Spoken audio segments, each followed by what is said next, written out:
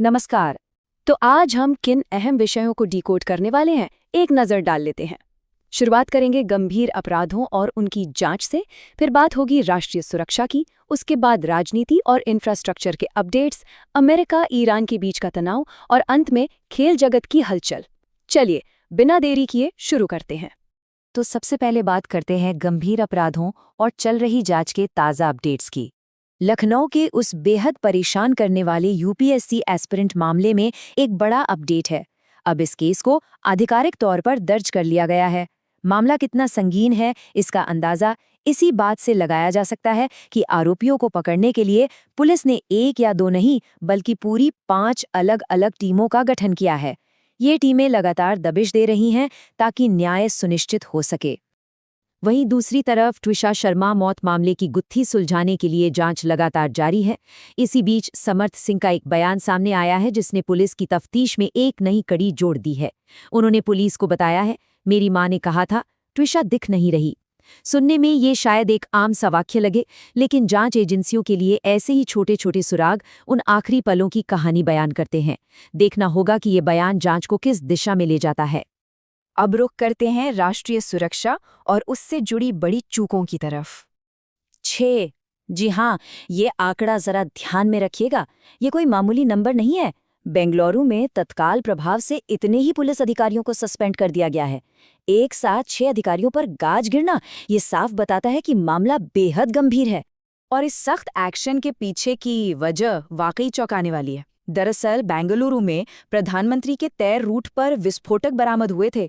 VIP सुरक्षा में इतनी बड़ी सेंधमारी, ये सीधे तौर पर एक बहुत खतरनाक लापरवाही थी। और इसी के चलते इन 6 पुलिसकर्मियों के खिलाफ ये अनुशासनात्मक कार्रवाई की गई है। मतलब सुरक्षा प्रोटोकॉल में कोई भी ढिलाई अब बिल्कुल बर्दाश्त नहीं की जा रही है।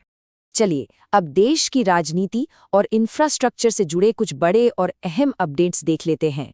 रेलवे की बात करें तो मिशन रफ्तार के तहत एक ऐसा टारगेट सेट किया गया है जो सफर का पूरा तरीका ही बदल देगा। लक्ष्य ये है कि 2030 तक वंदे भारत ट्रेनों की स्पीड को बढ़ाकर सीधे 200 किलोमीटर प्रति घंटे तक पहुंचाया जाए। जरा सोचिए, इसका असर क्या होगा।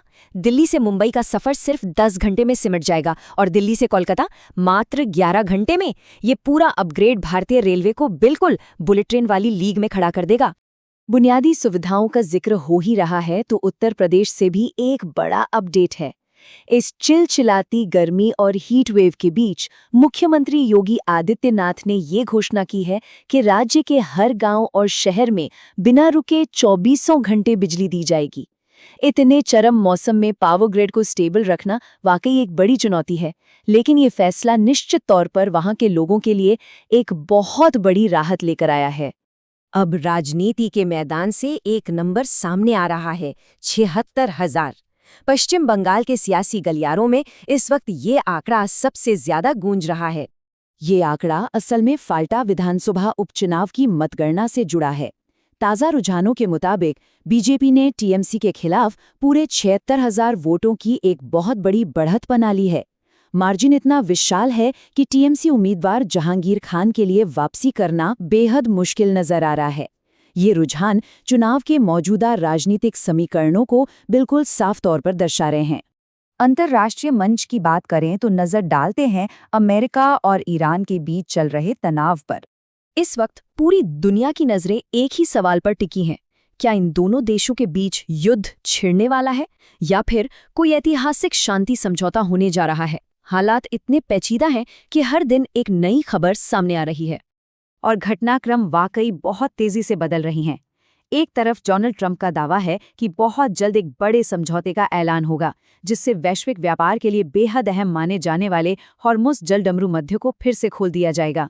लेकिन सबसे चौंकाने वाली रिपोर्ट ये है कि ईरान कथित तौर पर यूरेनियम सौंपने के लिए तैयार हो गया है। अगर ये सच है तो इसका मतलब है कि ईरान ने अपनी रणनीति बदलते हुए परमाणु मुद्दे को ही बातचीत की टेबल से हटा दिया है। बताया जा रहा है कि अगले 24 घंटों में कोई बहुत बड़ा फैसला आ सकता है। कूटनीति की बिसात पर पल पल चालें बदल रही हैं। चलिए, माहौल को थोड़ा हल्का करते हैं और खेल जगत की ताज़ा हलचल का जायजा लेते हैं। आईपीएल 2026 के रोमांच से एक क्विक अपडेट। मुंबई इंडियंस ने राजस्थान रॉयल्स के खिलाफ टॉस जीतकर पहले गेंदबाजी चुनी है। लेकिन असली खबर टॉस नहीं है। असली खबर ये है कि स्टार तेज गेंदबाज जसप्रीत बुमराह को आज के मैच में आराम दिया गया है। टूर्नामेंट के इस अहम पड़ाव पर ये रणनीतिक फैसला टीम पर क्या असर डालेगा, ये देखना काफी दिलचस्प होगा। तो आज के इस विश्लेषण को यहीं विराम देते हैं, लेकिन एक बड़े सवाल के साथ। देश की आंतरिक सुरक्षा को लेकर कड़े कदम, इंफ्रास्ट्रक्चर की बदलती रफ्तार और दूसरी तरफ वैश्विक मंच पर अमेरिका ईरान के बीच का ये हाई वोल्टेज ड्रामा, ये तमाम तेजी से बदलते घटनाक्रम आने वाले कल को किस तरह आकार देंगे, ये सोचने वाली बात है। आज के इस विस्तृत विश्लेषण में जुड़ने के लिए बहुत बहुत धन्यवाद।